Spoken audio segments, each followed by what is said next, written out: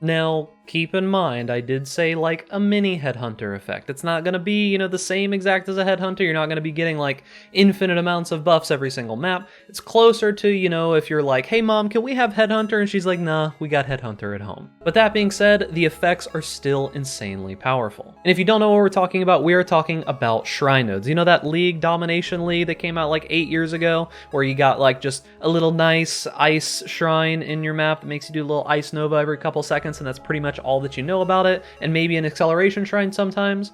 Well, nowadays we're getting like 6 to 8 shrine effects for like a minute and a half straight on every single map, and anything from like acceleration to massive shrines to divine shrines, all kinds of crazy stuff, and it is on every single map, as long as you pay just a few chaos. Now on top of this, we're not just talking about effects on your character, we're talking about adding in a bunch of enemies into the map as well, so good for farming, good for pretty much everything that I can think of. So remember boys, if you're enjoying the content, make sure to give this video a like, and if you want to stay up to date with all the latest content, make sure that you subscribe to the YouTube channel, hit that little notification bell so you stay up to date with all the latest videos.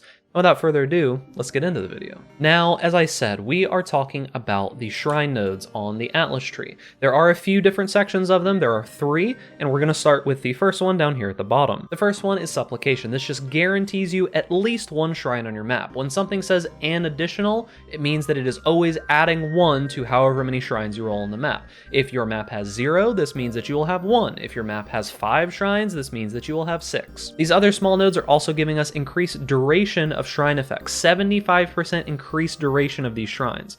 So we're lasting like a minute 15, a minute 30 on every single one of these shrines. And if you get real lucky and get all the buffs, I mean, you could clear the map in a minute and 15, to be honest with you. We'll show you a little bit more of that in a moment. The next set of nodes here is going to be Drawn to Power, which makes it so that there's a 50% chance to be guarded by an additional pack of monsters. And then on top of that, shrines and areas are guarded by at least 1 magic pack. So this is a guaranteed extra pack of magic mobs, as well as a 50% chance for an additional pack of mobs on every single shrine. We also have Syncretism, which is going to be increased effect of shrines on players, meaning that, those already super powerful effects are going to be even more powerful, and every single shrine that you click in the zone is going to give you an additional random shrine effect. So that means if there's 5 shrines in the zone and you can go and grab all of them real quick, that means you've got 10 shrine effects on you. I don't even know if there are that many. I think there's that many. But either way, this is probably the node that has moved this from being just a good set of nodes to an amazing set of nodes. Now on top of that, we also are getting increased effective shrine on players here, and 10% and 10% chance to contain additional shrine.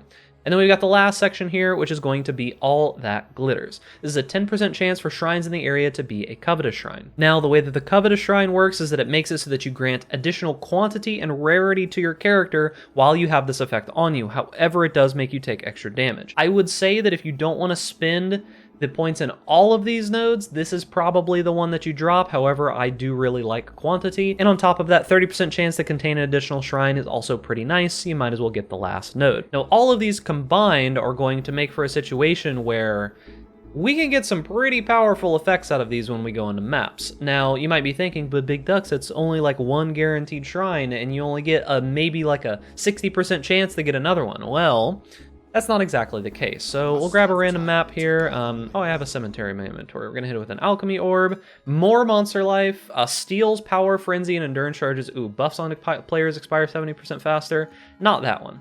So we'll do this one. Extra monsters, less cooldown recovery, frenzy charge on hit. So what we're going to be doing is we're going to be going down here, and we're going to be doing this handy dandy domination craft. And what this is going to do, it costs a couple chaos normally, but I have the node that makes crafts free sometimes. It's going to make the area contain 3 additional shrines. So right now we have a guaranteed 4 shrines per zone with this modifier. And then on top of that, you can get like a 5th one that can go through the, extra chance that we have, as well as any that will spawn naturally on the map. So I'll show you here. We'll open this up. I'm not going to do a full clear or anything like this, but I just want to show you how crazy it can get when you do go and pick up all these shrines. Now, one thing to keep in mind is that it's going to be a lot of monsters around some of these shrines, as you can see. So we're going to be grabbing this one, and we're going to be moving on. Now, you can see I got 2 shrine effects there. You can see the large amount of monsters that are spawning. We've got 4 shrine effects now. Moving to the next one, we've got 6 shrine effects now. We got a massive shrine, which is giving us a bunch of AoE. And as you can see, we're kind of like a giant tower of beef. Now, this isn't even with us getting an acceleration shrine yet, but let's see if we can get one here. So we got a crit shrine and a resistant shrine. And we've got like 50 seconds of just pure mayhem where we have all of the shrine effects almost, except for the one that I was really hoping that we would get, which was acceleration.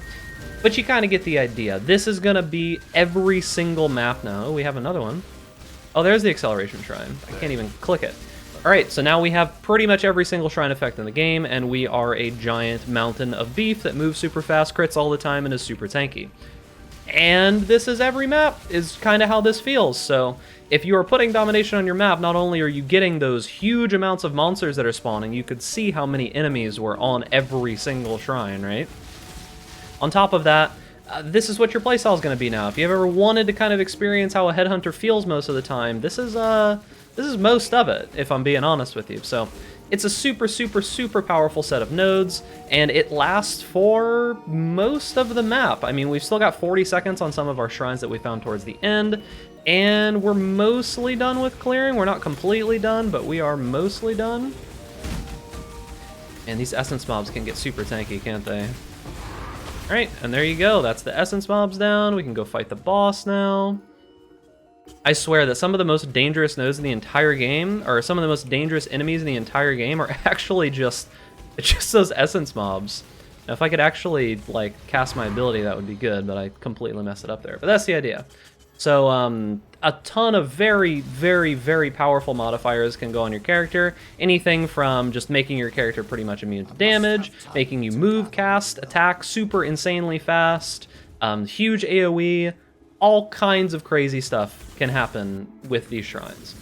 And if you jump around and you get all the shrines and then, you know, zoom around the map real quick, you can kind of just be a monster. Now, I am playing a build that works very, very well with all of these shrine effects, one that can utilize most of them, like the crit and the giant AoE and the move speed and all of that. This build is progressing. I know I made a video about this recently, but I'll make another video about it sometime soon. It's getting quite a bit better. But there are some other things that you can do that will go well with these shrine nodes.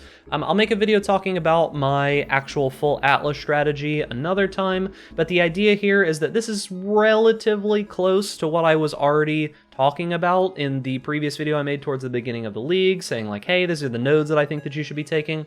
It's basically anything that is adding guaranteed mobs and items and things like heist contracts and things like essences, things like strong boxes, guaranteeing those in your map. I'm using a lot of like strongbox scarabs and things like that. We're just trying to get as much density as we possibly can and all of those shrine effects and making our character super, super powerful. So I hope that you give these nodes a try if you haven't already. The shrine nodes are insanely powerful. You get a bunch of monsters, a bunch of power on your character, as well as maybe some more items as well. If you want to see how the Ice Nova Inquisitor is going, make sure to come and follow me over on Twitch. I'm still live Monday through Friday, sometimes Saturdays as well.